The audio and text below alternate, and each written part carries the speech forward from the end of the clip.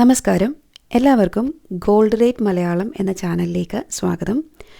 ഇന്നത്തെ സ്വർണ്ണവില എങ്ങനെയാണ് എന്ന് നമുക്ക് നോക്കാം. ഇന്ന് 28/3/2026 24 ക്യാരറ്റ് സ്വർണം ഗ്രാമിന് 14,809 രൂപ, പവന് 1,18,472 രൂപ, പവന് 2,232 രൂപ കൂടിയിട്ടുണ്ട്. 22 ക്യാരറ്റ് സ്വർണം ഗ്രാമിന് 13,575, പവന് 1,06,760, പവന് 1,840 രൂപ കൂടിയിട്ടുണ്ട്.